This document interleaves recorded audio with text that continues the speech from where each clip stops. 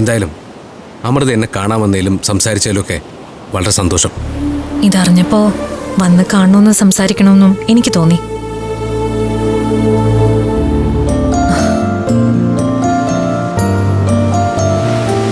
പിന്നെ പഞ്ചരത്നത്തിലേക്ക് പഴയതുപോലെ വരണം. അനിയത്തിമാർക്കൊക്കെ വലിയ സന്തോഷാവും. എന്നാ ഞാൻ പോട്ടെ.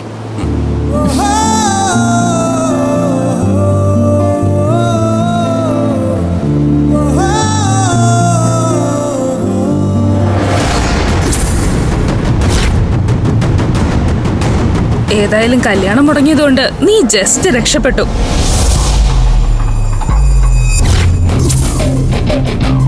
നിന്റെ മനസ്സിന്റെ പുകച്ചിൽ ഇനിയും മാറുന്നില്ലെങ്കിൽ നീ അവനോട് നേരിട്ട് പോയി 2 വർത്താനം പറ. അതോടെ തീർന്നോളും നിന്റെ പ്രശ്നം. അതിനുള്ള സമയം ഇപ്പോഴല്ല. അതിനു മുൻപ് എനിക്ക് പോയവരുടെ ഫുൾ ഡീറ്റെയിൽസ് എടുക്കണം.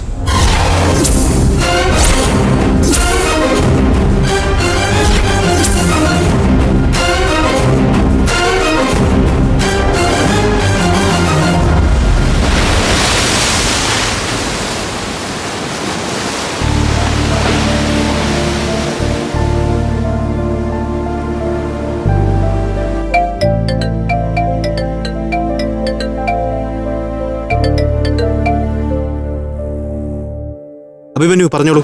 സാർ, ഞാൻ നാളെ മുതൽ ജോലിക്ക് കയറിക്കോളാം. ആഹാ, നല്ല കാര്യം.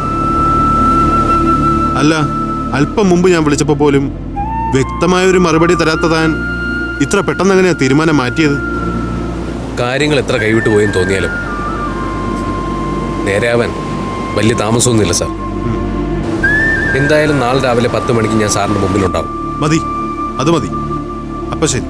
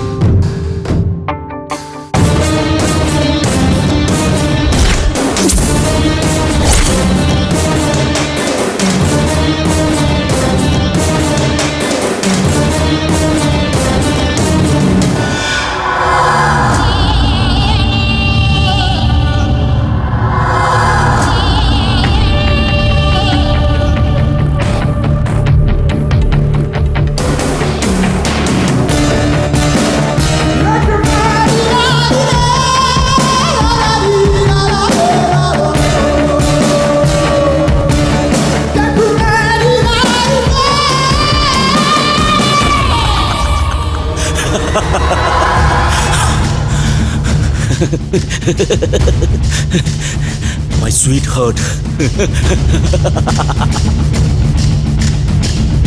മോളെ അമൃതേ,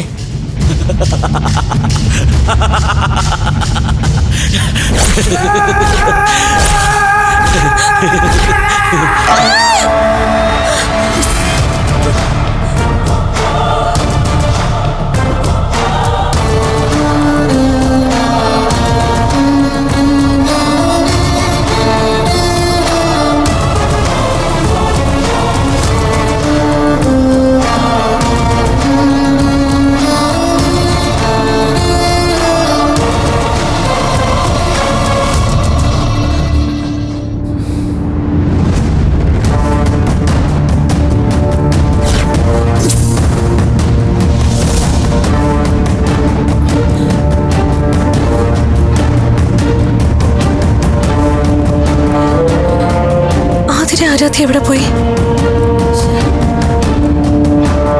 ആതിരേ, ആരാധ്യേ.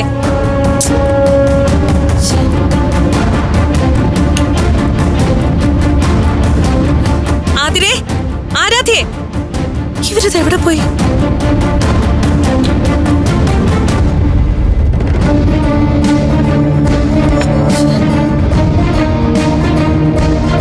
എന്താ ചേച്ചി, എന്തു പറ്റി? ആതിര ആരാധ്യം കാണുന്നില്ല. കാണാനില്ലെന്നോ? അവരെവിടെ പോവാനാ? ബാത്റൂമിൽ കാണും. രണ്ടുപേരും കൂടെയോ? രാത്രി എന്റെ കൂടെ കിടന്നതാ രണ്ടുപേരും. ആ, ഇനിയിപ്പോ അപ്പച്ചിയുടെ കൂടെ അപ്പുറത്തെ മുറി കാണും. വാ നോക്കാം.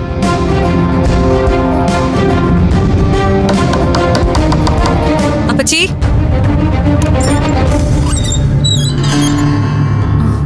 എന്താ മക്കളെ? ആതിര ആരാധ്യ ഇങ്ങോട്ട് വന്നോ? ഇല്ല. ഇല്ലേ? അവര് രാത്രി മോടെ കൂടെ ഇല്ലേ കിടക്കാറ്? അവരെ രണ്ടുപേരെയും കാണുന്നില്ല. അയ്യോ, കാണാനില്ലെന്നോ? നിങ്ങൾ എന്തൊക്കെയാ ഈ പറയുന്നേ? അവര് ഈ വീട് വിട്ട് എവിടെ പോവാനാ? വാ, നമുക്ക് നോക്കാം. അന്നേ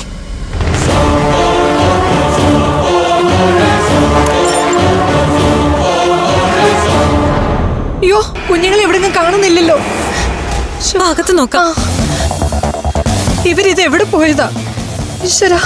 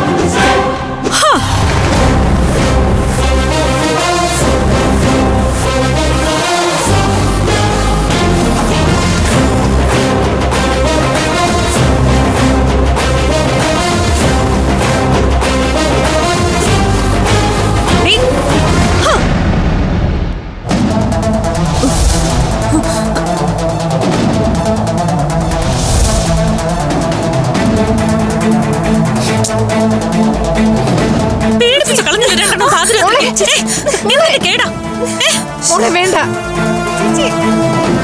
രാത്രി എഴുന്നേറ്റ് പോകുമ്പോ നിനക്കൊക്കെ ഒന്ന് പറഞ്ഞിട്ട് പോക്കൂടെ? ഞങ്ങൾ എന്തുമാത്രം വിഷമിച്ചു. ഇതെന്താ ഫാൻസി ഡ്രസ്സോ?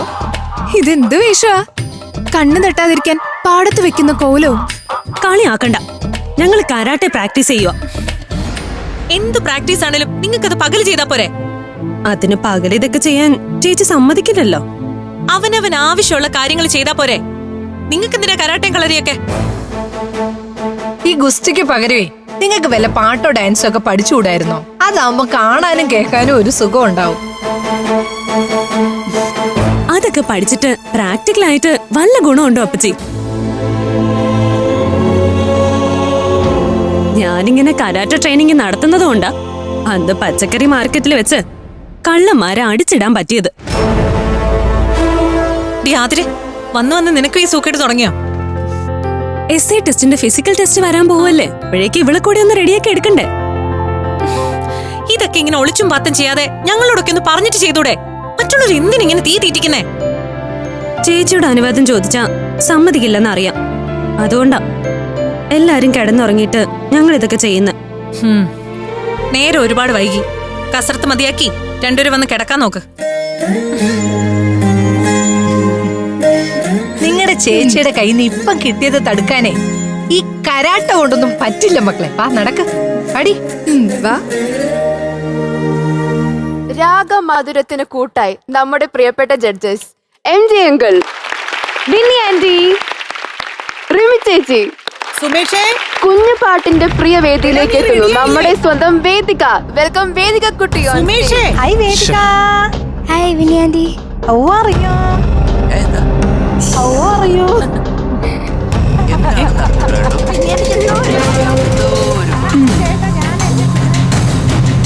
എടാ, നീ ഇതുവരെ റെഡിയായില്ലേ? അമ്മ എന്തിനാ ഇങ്ങനെ കിടന്ന് ബഹളം വെക്കുന്നത്? എടാ, ഇന്ന് ചിലപ്പോ അച്ഛനെ ഡിസ്ചാർജ് ചെയ്യാൻ സാധ്യതയുണ്ട്. അതുകൊണ്ട് നമ്മൾ ഇത്തിരി നേരത്തെ പോണെന്ന് പറഞ്ഞത്. നീ എന്താ അവിടെ തന്നെ ഇരിക്കുന്നേ? നമുക്ക് ആശുപത്രി പോണ്ടേ? ഇന്ന് അച്ഛൻ്റെ ഡിസ്ചാർജ് ആണെങ്കിൽ നമുക്ക് ഇത്തിരി ലേറ്റ് ആയിട്ട് പോയാൽ മതി. മനസ്സിലായി മനസ്സിലായി. നിന്റെ താളം ചവിട്ട് കണ്ടപ്പോഴേ എനിക്ക് കാര്യം പിടികിട്ടി. ഇന്ന് ആശുപത്രിയിൽ പോകാൻ നീ മനഃപൂർവ്വം ലേറ്റ് ആകുന്നതിന്റെ കാരണം എനിക്ക് കൃത്യമായി മനസ്സിലായി മോനെ. മനസ്സിലായല്ലോ. എങ്കിൽ പിന്നെ സമാധാനമായി അമ്മ ഇത്തിരി നേരം ഇവിടെ ഇരിക്കി. ഇന്ന് ഡിസ്ചാർജ് ദിവസം ആയതുകൊണ്ട് ഹോസ്പിറ്റലിൽ ക്യാഷ് സെറ്റിൽ ചെയ്യേണ്ടി വരും. നമ്മൾ താമസിച്ചു ചെന്ന ആ സമയം കൊണ്ട് ആകാശ് ബില്ല് സെറ്റിൽ ചെയ്യും. അതല്ലേ നിന്റെ മനസ്സിലിരിപ്പ്? അതെ, അത് തന്നെയാണ് എന്റെ ഉദ്ദേശം. ആ, ഇനി ചെലവാക്കാൻ എന്റെ കയ്യിൽ കാശില്ലമ്മ. ഒരു കല്യാണം പൊടിപൊടിക്കാൻ ലക്ഷങ്ങളാണ് ഞാൻ ചെലവാക്കിയത്. എന്നിട്ടോ കല്യാണം മുടങ്ങിയെന്ന് മാത്രമല്ല, നാണക്കേട് മാത്രം മിച്ചോ. എടാ അത് പിന്നെ ആ അമൃതയുടെ വേണ്ട, അമ്മ അധികം വിശദീകരിച്ച് ബുദ്ധിമുട്ടണ്ട. ഇതിനൊക്കെ ഒരു കാരണക്കാരി അമ്മ കൂടിയാ. ഈ കല്യാണം കാരണം ഉണ്ടായ നഷ്ടം അമ്മ എനിക്ക് നികത്തി തരണം. ഞാനോ? എടാ ഞാൻ എവിടുന്ന് കാശെടുത്ത് തരാനാ? അതിന് അമ്മ കയ്യിൽ നിന്ന് കാശെടുത്ത് തരണമെന്ന് ആര് പറഞ്ഞു? പിന്നെ നമ്മുടെ തെങ്ങും പറമ്പും പാട്ടത്തിന് കൊടുത്ത് അച്ഛൻ അമൃതയ്ക്ക് കല്യാണ ചെലവിനായിട്ട് കൊടുത്ത 5.5 ലക്ഷം രൂപയില്ലേ, അത് അവളുടെ കയ്യിൽ നിന്ന് അമ്മ വാങ്ങണം.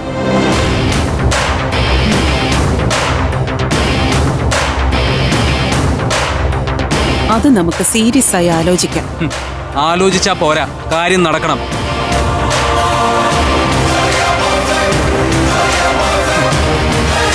കല്യാണത്തിനായി ഞാൻ ചെലവാക്കിയ കാശിന്റെ 4/1 അങ്ങനെ എനിക്ക് മുതലാക്കണം. നീ ആള് കൊള്ളാലോ, നിനക്ക് കാഞ്ഞ ബുദ്ധിയാണല്ലോ. അമ്മയുടെ അല്ലേ മോൻ? അപ്പോ ആ കുരുട്ടു ബുദ്ധി ഇത്തിരിയെങ്കിലും എനിക്ക് കിട്ടാതിരിക്കുവോ? പോടാ. എന്നാ പിന്നെ ഇനി ആശുപത്രിയിലേക്ക് പോയാലോ? ഇപ്പൊ ഡിസ്ചാർജും കഴിഞ്ഞ് ആകാശ് ബില്ലടച്ചും കാണും.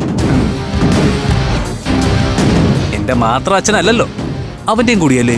അപ്പോ അവനും ചെലവാക്കണ്ടേ? എന്തായാലും ജിംനേഷ്യം ഒക്കെ നടത്തി ഇത്തിരി കാശ് അവന്റെ കയ്യിലും ഉണ്ടല്ലോ. ഞാനൊരു കാര്യം ചോദിച്ചാ നീ സത്യം പറയോ മോനെ?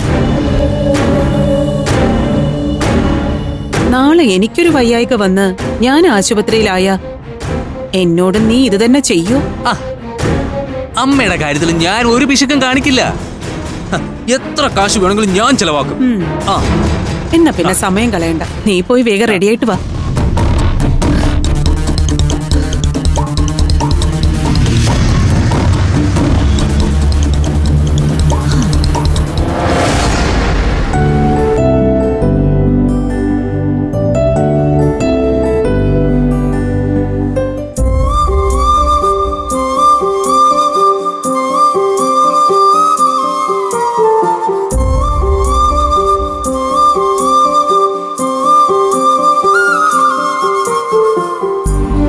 ചെല്ല, ഞാൻ വരാം. എന്തായി ആകാശേട്ടാ?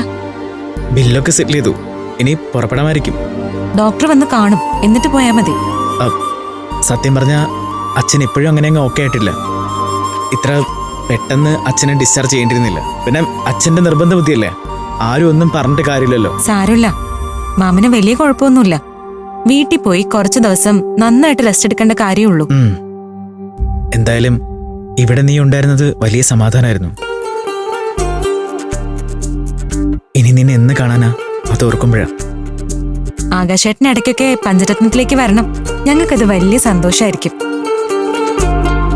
പറഞ്ഞു വരുമ്പോ ദിവസേന ഒരുപാട് ആളുകൾ വന്നു പോകുന്ന സ്ഥലമാ ഞങ്ങളുടെ വീട്. പക്ഷേ സ്വന്തം എന്ന് പറയാൻ ആരെങ്കിലും ഒക്കെ വരുന്നതിന്റെ ഒരു സന്തോഷം ഒന്ന് വേറെ തന്നെയല്ലേ. ആ ശരിയെന്നാ, ഞാൻ ചെല്ലട്ടെ, ഡ്യൂട്ടിയിലാ. ഞാൻ വിളിക്കാം. മാമനോട് എന്റെ അന്വേഷണം പറയണേ. ശരി. പറഞ്ഞു വരുമ്പോ ദിവസേന ഒരുപാട് ആളുകൾ വന്നു പോകുന്ന സ്ഥലമാ ഞങ്ങളുടെ വീട്. പക്ഷേ സ്വന്തം എന്ന് പറയാൻ ആരെങ്കിലും ഒക്കെ വരുന്നതിന്റെ ഒരു സന്തോഷം ഒന്ന് വേറെ തന്നെയല്ലേ.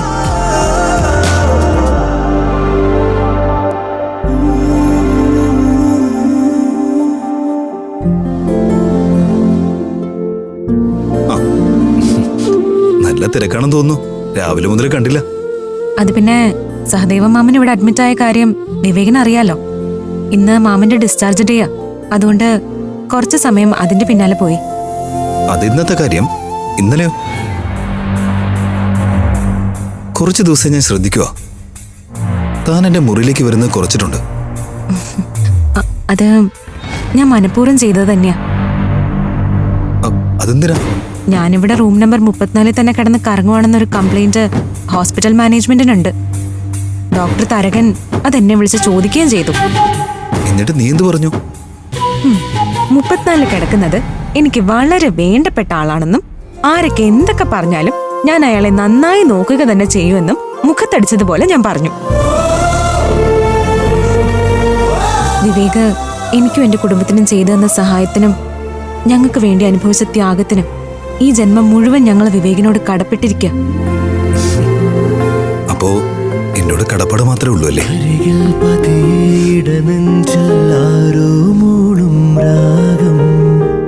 മിഴികൾ മൊഴിയും മധുരം കിനിയും നീ എന്നിൽ ലീനം. മഴയേ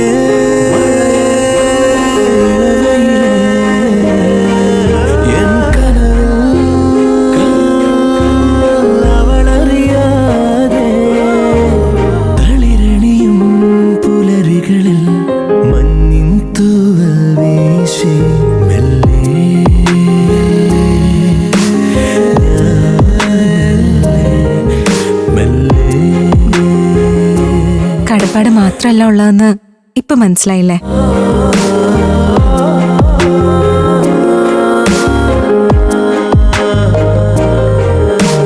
പുതുമഴേ മെയ്പുണരും പൂവിൻ മൗനം. ഇതൾ വിരിയും ഈരാവിൻ നിറമോഹം.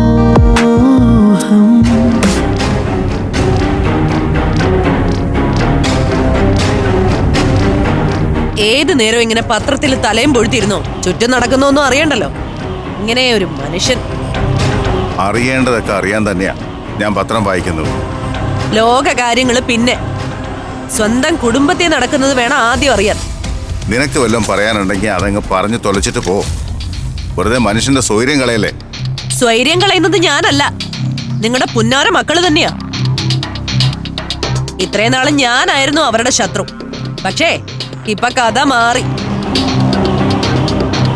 നിങ്ങൾക്കെതിരെയാ അവളുമാരുടെ പടപ്പുറപ്പാട്. എന്താ വിശ്വസിക്കാൻ പറ്റുന്നില്ലായിരിക്കും. എന്നാ കേട്ടോ, സോമനാഥനോട് പിണങ്ങി ശ്യാമള വീട് വിട്ടിറങ്ങി. ചെന്നടിഞ്ഞത് എവിടെയാണെന്നറിയോ? പഞ്ചരത്നത്തില്. ശ്യാമളെ താലപ്പൊലി എന്തി സ്വീകരിച്ച് അവിടെ കുടിയിരുത്തിയിരിക്കുക നിങ്ങളുടെ മക്കളുമാര്. നിങ്ങളെ വേണ്ടാത്ത പെങ്ങളെ ഇപ്പോ നിങ്ങളുടെ പെമ്മക്കൾ ഏറ്റെടുത്തിരിക്കുക. എന്ന് വെച്ചാ അതിന്റെ അർത്ഥം എന്താണെന്ന് ചന്ദ്രന് പിടികിട്ടിയോ? വേറൊന്നും അല്ല, നിങ്ങളോടുള്ള വെല്ലുവിളിയാത്. നിങ്ങളെ തോൽപ്പിക്കാൻ വേണ്ടിയാ അമൃതയെ അനിയത്തിമാര് ഇത് ചെയ്തത്.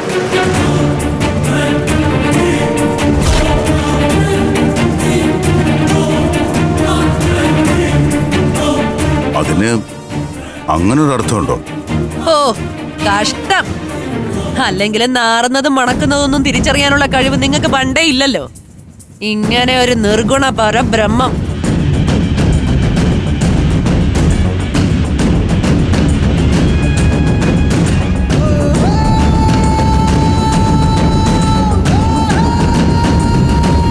എന്നെയും എന്റെ അനിയനെയും കളിയാക്കാൻ നിങ്ങൾക്ക് 100 നാവാണല്ലോ ചന്ദ്ര.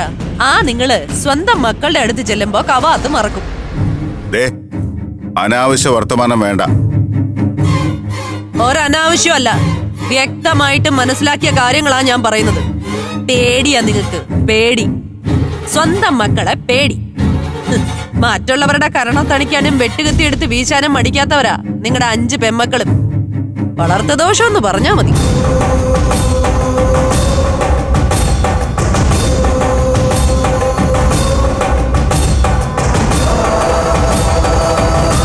ശരി, നിങ്ങൾ മക്കളോടൊന്നും പോയി പറയണ്ടെങ്കിൽ പറയണ്ട. പക്ഷേ അവളുമാർ ഈ ചെയ്ത ചെയ്തിന് ആ ശ്യാമളയുടെ അടുത്ത് പോയെങ്കിലും നിങ്ങൾ 2 വർത്തമാനം പറയണം. പറഞ്ഞേ പറ്റൂ.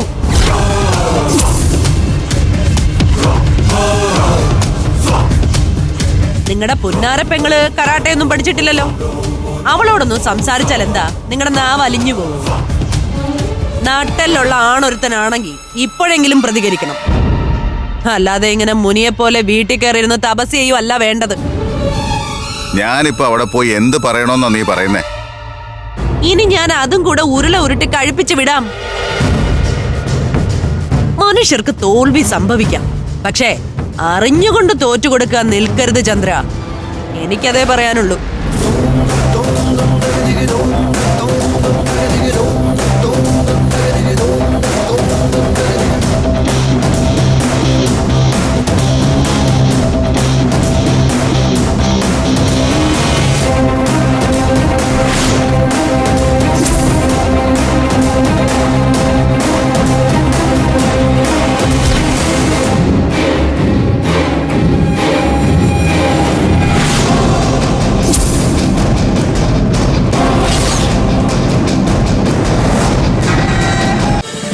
ഫ്ലവേഴ്സ് ഒരുക്കുന്ന കാഴ്ച വസന്തം യൂട്യൂബിൽ പ്രേക്ഷകർക്ക് ലൈവായി കാണാം. ഫ്ലവേഴ്സ് കോമഡിയിൽ ജോയിൻ ചെയ്യൂ, ആസ്വദിക്കൂ.